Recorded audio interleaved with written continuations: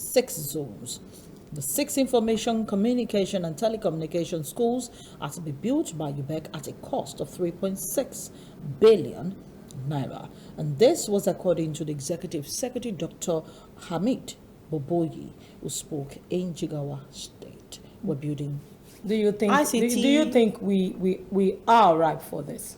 Osho State already has a Minister for Interior. The Minister for Interior inaugurated. Is it working? Go back just last week. It was just last week. Okay. You know, I don't understand, and it pains. These things, we just have to be practical about it. We take away our reality and begin to do fancy things. We're talking of a country where a private school owner kidnapped, collected ransom, and murdered the baby, a 5-year-old girl. And what brought all these much-room private schools? Inadequate number of public schools. Okay? Good. Unfortunately, public schools. they were allowed to run the race without proper inspection, okay, and monitoring. I think it's more monitoring. I think they do the inspection, the inspection they do and then is to go and collect keske. Excuse me. They are the ones saying people who have no business coming near education at all are now school owners. They own nursery, primary, secondary school. Maybe soon they go to establish universities. I mean, these are not right. So why don't just put those things in place first before talking about smart school where you don't even have electricity? That's it. We have not solved our last. That's why I said, do you think we still have problems? For that? But you know, the one that really amazes me about this is the fact that despite the fact that there are 6 smart schools to be cited in 6 zones, which is just 1 school per zone. In a zone. How do you choose the pupils who go to this schools? They should be smart. But you know that UBEC is supposed to give free education. So is this going to be the creme de la creme kind of selection, or is there going to be a special examination?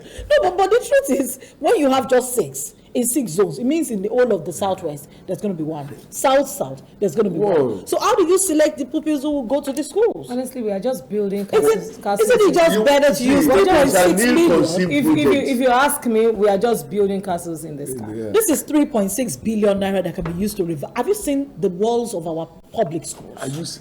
You just heard what I said. Have you seen our schools that don't have chairs? You just heard what I said. Existing schools, though. Some don't have roof. Some don't have roof. And they are not in the village. We have some in Akute here. No, you guys are going to the extreme. Talk about the biros and the big notes that people use. Should normally be given. The height of poverty in Nigeria, some parents cannot afford a pencil for their pupils, for their children. It's as bad as that.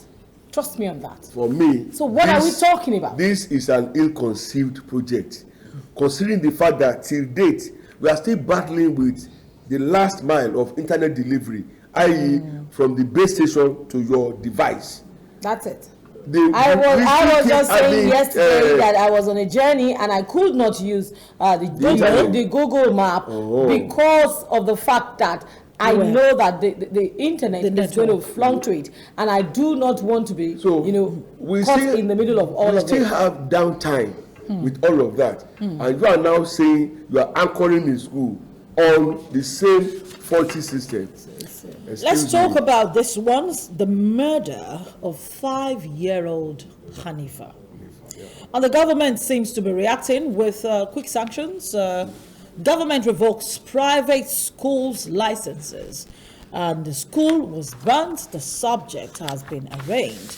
That's Kano State government. Yes. Now, the Kano State government yesterday revoked the certificate of operation of all private schools in the state for revalidation. Commissioner for Education, Mohammed Sanusi Kiru, disclosed this to reporters. This followed the murder of Hanifa Abubakar, a 5-year-old pupil of Noble Kids Comprehensive College, allegedly killed by the proprietor of the school. Did you listen to the man's confession? I listened to him on BBC. His confession is so nauseating So annoying, provocative. So provocative. I mean, as a parent, oh my God. The man said things like he apologized.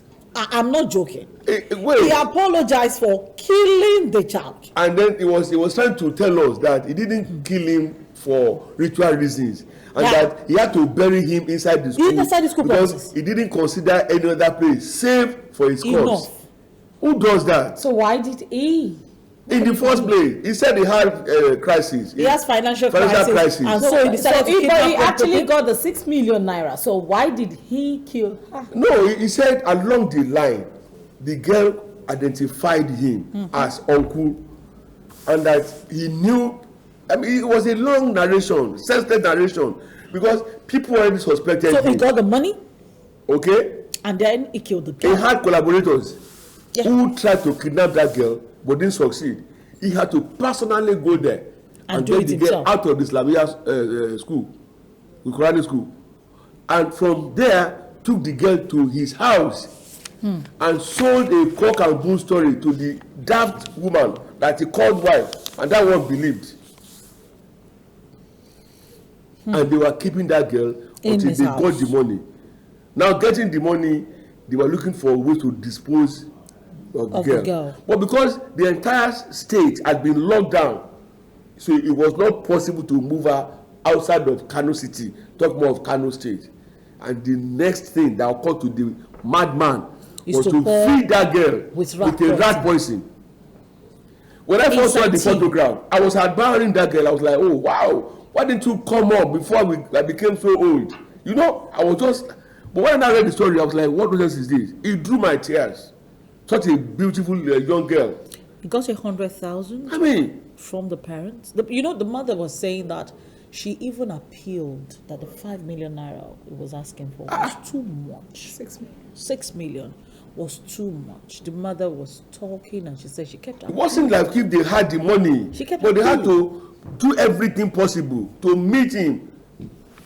And meet his demand. The governor, but you see, the governor now shutting down the entire school, for me, is a fire brigade approach. It's even throwing away the baby out with the bath water, for crying out loud. It's a reflection